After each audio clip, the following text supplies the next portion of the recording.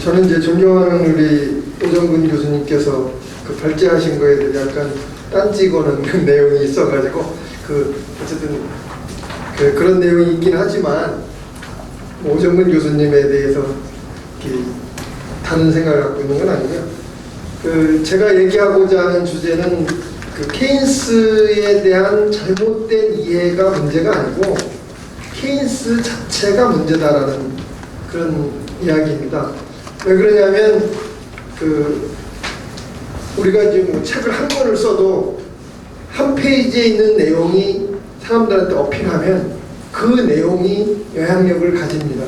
근데 이제 케인스는 명확하게 이자율 인하 정책과 확장 재정 정책을 주장을 했습니다. 그래서 케인스가 이것을 많이 안 썼다라고 이야기를 하지만 실제로는 케인스의 이 생각을 어떻게 실현하느냐에 대해서 여러 가지 사람들이 생각은 차이가 있겠지만 기본적으로 이자율 인하와 확장 재정 정책 이걸 왜 했느냐? 그거는 여기 나옵니다. 이유.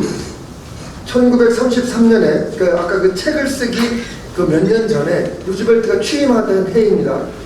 루즈벨트에게 공개 편지를 썼는데 경기를 회복시키기 위해서는 어떻게 해야 되냐? 결국 돈을 많이 쓰도록 해야 된다. 돈을 많이 쓰는 방법에는 개인들이 더 많은 돈을 지출하도록 설득하거나 설득이 돼요. 각자가 앞으로 경제가 어려워질 거니까 좀 더 보관을 해둬야 되겠다 이런 생각하는 게 안 된다. 두 번째, 이자율을 낮춤으로써 근로자들의 손에 더 많은 현금을 쥐어주도록 유도하거나. 근데 근로자들이 지금 최저임금법에 따른 최저임금을 올렸다고 해서 막 씁니까? 이 사람들도 경제 전망이 어렵다라고 보면 안 씁니다. 그럼 결국 누가 쓰냐? 공공당국이 돈을 빌리든가 찍어서라는 게 중요합니다. 돈을 찍어서 지출을 늘려야 된다. 그러니까 여기 핵심이 여기 다 얘기되어 있는 겁니다. 그러니까 루즈벨트가 얼마나 감명을 받았겠어요.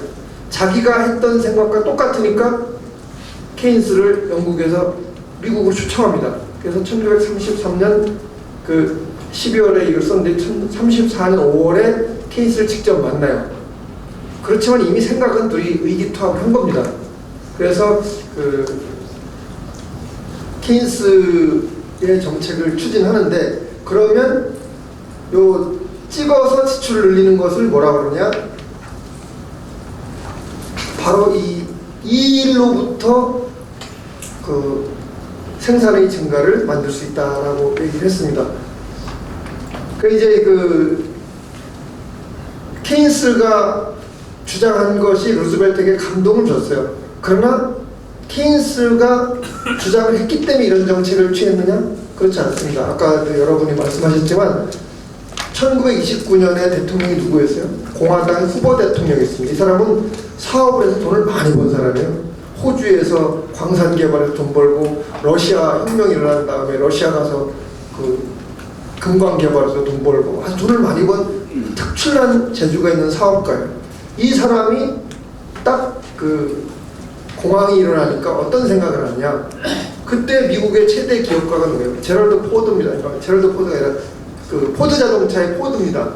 이 포드가 주급을 다른 공장에 비해서 2배로 올려가지고 $5를 주게 돼요. 그러니까 이 사람이 어떤 생각이에요? $5를 주게 되니까 이제 노동자들이 소득이 확 늘어나니까 노동자들이 다 차를 사서 끌고 다니게 되는 그걸 눈으로 봤어요. 그러니까 노동자들 월급을 올려줘야 된다. 이런 주장을 누가 하냐? 포드가 합니다. 마찬가지로 이 후보도 노동자들의 소득이 있어야 이 경제가 살아난다. 이런 생각을 하게 됩니다. 맞죠? 그러나 돈을 누가 주느냐? 돈을 줄 사람이 물건을 팔 수 있느냐? 이 문제는 얘기 안 하는 거예요. 이 문제, 앞에 문제가 해결이 되면 돈을 많이 줄수록 좋습니다. 그러나 지금 우리나라 자영업자들 몰락하는 것처럼 돈이 안 들어오면 그리고 그 돈을 가지고 올려줄 수 없으면 그 다음에는 그 이야기 노동자들의 월급을 많이 주면 좋다라는 얘기는 사상 누각이 되는 거죠. 그래서 케인스 이전에 이미 케인스주의라고 얘기할 만한 것들이 있었습니다. 이건 이집트 피라미드 시대부터 있었어요. 그래서 이런 주장들을 케인스가 시점과 상관없이 책임이 면제되는 건 아니다라는 거고요. 그 다음에 이제 케인스 경제학을 제대로 공부하지 않았다라고 얘기했는데, 케인스는 자신이 이제 제자인 칸이라는 사람은 그 투자 승수라는 거예요. 투자 승수라는 게 뭐냐면, 왜 그 이솝우화에 나오듯이 달걀 메고 가는 시장에 갖고 가서 팔고 하는 이제 소녀가 상상하는 대목이 있어요. 이 계란을 팔면 닭을 사겠지.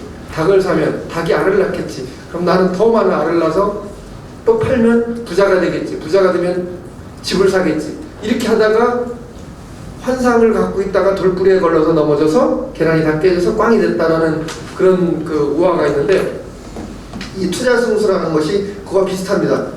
얼마 100원에 돈을 넣으면 150원이 나오고, 그 다음에 150원에 돈을 넣으면 200원이 나오고, 뭐 이런 식으로 점점 돼서 그 투자만 하면 모든 게 잘 된다라는 것이 이제 투자 승수. 저게 은행의 대출과 관련해서 통화승수에도 이제 저런 공식이 되는데, 이런 걸 이용해가지고 이 칸이라는 사람이 이제 고용승수라는 걸 만들어내요. 그러니까 이 사람은 투자승수를 통해서 투자하면 이렇게 경제가 잘 돌아간다라는 얘기를 하게 됩니다. 그래서 이거 한 챕터를 차지하고 있기 때문에 사실은 케인스가 이런 주장을 하지 않은 것은 아니다라는 거고요. 케인스는 이런 맥락에서 어떤 얘기까지 하느냐, 낭비적인 차익 제출이라고 해도, 즉 피라미드 짓기, 피라미드 아무짝에 쓸모없잖아요. 지금 뭐 후손들인 이집트 사람들은 이 관광 수입으로 먹고 살긴 합니다만은, 당시에는 피라미드를 졌다고 해서 무슨 뭐 생산에 도움이 되는 건 없습니다. 지진, 심지어는 전쟁도 불을 증가시키는 데 도움이 될 수 있다라고 주장을 합니다. 바로 이런 주장이 끔찍하게 실현이 됐습니다. 케인스 없는 케인스주의의 첫 번째 유형이 히틀러입니다. 히틀러는 공공사업을 통해서 사업장들을 정부가 통제를 합니다. 그러다가 결국은 어떻게 군대를 만들게 되고, 군대를 만들면 일단 채용이 되는 거예요. 밥 먹여주니까, 굶는 사람이 없으니까. 그 다음에 어떻게 전쟁을 일으킵니다. 마찬가지로 수동적이긴 하지만 루즈벨트도 군대를 만들고 전쟁에 참여합니다. 전쟁에 참여함으로써 미국에서 실업 문제가 싹 사라집니다. 그때 이 라이언 로빈스라는 큰 영국의 학자가 뭐라고 쓰느냐, 재무장과 전쟁 지출의 여파로 대중 실업이 사라진 곳에서 감동하였다라고 씁니다. 그래서 자기는 케인스주의자 되었다라고 이야기를 합니다. 굉장히 끔찍한 이야기입니다. 케인스주의는 사실은 실업을 없애기 위해서 전쟁도 불쌍할 수 있다라는 거로 이어지는 굉장히 파괴적 이론이라고 이야기할 수 있습니다.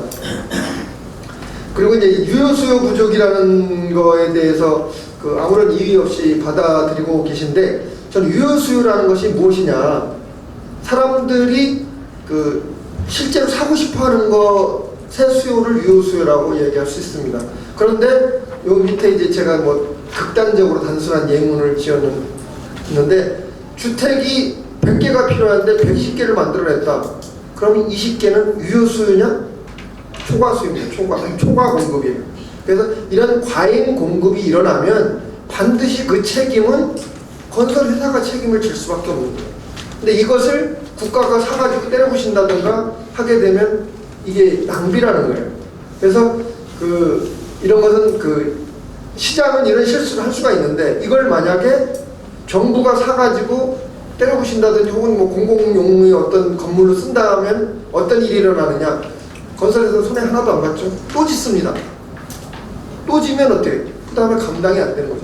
그런 일이 어떤 때 있었냐, 1929년 대공황이 있었을 때 뭐 노동자들 임금도 보전해줬지만 농민들한테 돈을 주고 공물을 파괴하고, 그 다음에 농지를 휴경하는 대신 보조금을 줬어요. 그러면 어떻게 해요? 사람들이 미처 신고 못한 게 있는데 내 이만큼 농사를 더 졌다라고 해서 그 다음에 농지가 더 늘어나요. 그리고 공무원이라는 안면이 있잖아요. 왜 이 사람이 가짜다라고 얘기하겠어요? 다 진짜로 인정하다 보니까 농지 면적도 늘어나고 생산량도 더 늘어나요. 그래서 더 공황이 심화되는 그런 것으로 나타납니다. 그 공산품 같은 경우는 그 스무트 원리 관세법에 의해서 더 비싸게 살 수 있도록 그렇게 만들므로써 생기는 거예요. 그러니까 결국은 기업이 자제를 해야 되는데 자제를 하지 않고 야 이거 정부가 사줄 거다. 그럼 정부가 사주는 걸 목표로 더 생산해. 더 생산하는 사람이 이익이에요. 안 팔리는 게 아니에요. 정부가 사주니까. 내가 빚을 줬어. 정부가 메워줘. 혹은 이자를 엄청 낮춰가지고 만약에 이자를 0%, 극단적 0%라고 합시다. 0%라고 하면 돈 또 빌려. 또 빌려 훔청망청 써요. 그래서 이것이 생산적이지 못하다라는 그런 이야기입니다. 그래서 그 유효수요 부족이라는 케인스의 진단이 기본적으로 잘못된 것이고 과잉 생산이에요. 그 삼성가의 그 이맹희 이창희 이건희가 있잖아요. 이창희라는 분이 옛날 비디오 테이프, 오디오 테이프를 만들었어요. 너무 장사가 잘 되니까 공장을 몇 배로 늘렸어요. 근데 그 순간 뭐가 나왔느냐? CD가 나오고 MP3가 나왔어요. 그러니까 안 팔리기 시작해서 망했어요. 그게 세한전자예요. 기업가는 언제든지 오류를 범할 수 있어요. 오류를 범해서 결국 세한전자 망했어요. 뭐 스마트폰, 핸드폰 만드는 노키아도 망했고 심지어 마이크로소프트라고 그 인터넷 프로그램, 그 오피스 프로그램 만드는 회사도 그 회사의 최고 경영자가 이제 빌 게이츠가 은퇴하고 나서 최고 경영자가 뭐라 그러냐면 아니 인터넷을 이렇게 넓은 화면으로 보지 누가 이렇게 좁은 화면으로 봅니까? 라고 얘기를 했어요. 좁은 화면으로. 근데 이 사람이 몇 년 전에 이제 은퇴하고 나서 시계를 15년 전으로 되돌렸으면 좋겠다. 그러면 자기는 그런 멍청한 소리를 하지 않았을 것이다. 물론 마이크로소프트는 망하지 않았어요. 망하지 않았지만 기업가의 판단은 잘못될 수 있고 잘못되면 그 결과는 그 기업이 지는 거예요. 그 최고의 돈 많은 회사가 지금은 몇 위 기업이 됐어요? 뭐 구글이나 애플이나 이런 게 밀려 있잖아요. 마이크로소프트가. 그런데 그런 것처럼 이 경제에서도 사람들이 자기 물건을 안 사주는 건 그냥 일반적인 범죄 유효수요 부족이 아니라 기업가의 경영 판단이 잘못이다라고 봐야 된다라는 것이 제 생각이에요. 어드저스트먼트 조정이라는 게 뭐냐? 저스트 바르게 하기, 정당하게 하기 이런 뜻이에요. 그러니까 정당하게 만드는 거를 누가 방해하느냐? 정부가 방해한다는 거예요. 정부가 어떻게 방해하냐? 돈을 더 빌려주고 돈을 더 투자하고 함으로써. 근데 이게 당장은 좋아요. 어느 게 인기 있는 발언이겠어요? 정부가 돈을 지원해줘야 된다는 게 훨씬 더 인기가 있는 발언입니다. 그러나 작게 조정될 거를 그냥 질질질 끌고 나오는데 빵 터져. 어떻게 2차 세계대전으로 끝난 겁니다. 그래서 그런 부분에서 저는 조금 이 일을 얘기를 하고요. 그 다음에 이제 지폐 추가 인세 이 부분은 간단히 얘기해서 그 케인스는 돈을 더 찍으라고 아까 얘기를 했잖아요. 돈을 더 찍으라는 거에 그 밑바탕에는 국가가 발행하면 그게 화폐다라는 생각이 들어있어요. 그게 이제 현대 그 화폐 이론이라고 하는데도 바로 그런 생각인데 실제로는 화폐도 상품입니다. 그 1500년대에 그 스페인이 그 아메리카 대륙을 발견하고 나서 거기서 금과 은을 무지무지 갖고 왔어요. 그러고 나서 스페인에서 물가가 엄청 뛰었습니다. 즉 정부가 인위적으로 화폐를 찍지 않아도 화폐로 쓰이는 곳이 많아지면 화폐값이 떨어지는 거예요. 그런 것처럼 정부가 화폐를 찍으면 아까 이제 뭐 짐바브웨나 헝가리처럼 화폐를 더 찍으면 당연히 화폐 가격이 떨어지는 거예요. 그거를 인정하지 않으면 어떤 일이 일어나느냐. 전에는 그랬어요. 필립스라는 학자가 필립스 곡선이라는 걸 만들었어요. 인플레는 있더라도 인플레를 시키면 고용이 더 많이 된다. 그래서 고용과 인플레 사이에는 맞바꿈 효과가 있다. 트레이드오프 효과가 있다라고 주장을 했어요. 근데 이제 프리드만이라는 분이 사람들이 돈을 더 찍는다는 걸 알게 되면 돈 더 찍는 거에 대한 반응을 하기 때문에 결국은 인플레만 이루어지고 고용은 안 늘어나는 그런 것이 된다. 이걸 뭐라 그래요? 스태그플레이션이라고 합니다. 이 스태그플레이션이 있었기 때문에 케인스주의가 1970년대 미국에서 사라진 거고, 그 레이거노믹스 이후에 그 건전화폐, 건전은행, 건전재정 이런 것들이 그 이야기가 된 겁니다. 그래서 이 돈을 더 찍는다라는 것이 굉장히 위험하다라는 거를 뭐랄까, 화폐도 상품이다라는 것만 인정하면, 상품이 많아지면 가격이 떨어지듯이 화폐도 많아지면 가격이 떨어진다. 요것만 인정하면 저는 케인스의 그런 주장에 공감하지 않고, 케인스의 그 후기, 포스트 케인지안이라고 얘기하는 란달이나 이런 사람들의 의견에 동의하지 않으리라고 보고 있습니다. 미국 같은 경우는 2008년 금융위기를 어떻게 보느냐, 미국이 달러를 막 찍었잖아요. 중국으로 가고 막 갔어요. 근데 중국은 달러를 중국의 은행에 갖고 있을까요? 그렇지 않습니다. 미국의 채권을 삽니다. 그럼 달러는 어디로 가요? 미국으로 가는 거예요. 전 세계의 달러가 다 미국으로 갔기 때문에 미국에서 흥청망청, 그러니까 이 서브프라임이라고 신용이 없는 사람들한테는 막 대출을 해주는 거예요. 물론 그 배후에는 미국의 대출평등법이라는 게 있습니다. 은행이 대출 안 해줘? 그러면 가서 이제 정부에 꼬질리는 거예요. 내가 여자라서 대출 안 해주는 것 같아. 그럼 이제 처벌받아요. 대출 해줘야 돼. 또 흑인이 갔어. 내가 흑인이라서 대출 안 해주는 것 같아요. 그럼 처벌받아요. 그러니까 대출평등법 플러스 미국 달러들이 결국 종착점이 미국으로 오기 때문에 미국의 돈이 넘쳐나게 된 거예요. 그 상태에서 이제 금융 서브라임 모기지가 생겼는데, 최근에 왜 그럼 9천억 달러에서 4조 달러로 4배 이상 한국은 3배 이상 찍어냈습니다. 2008년 이후에. 안 찍어낸 것 같죠? 3배 이상 찍어냈습니다. 미국이 4배 찍어냈는데도 왜 끄떡없느냐? 그거는 중앙은행이 갖고 있는 거예요. 갖고 이자를 은행들한테 주는 거예요.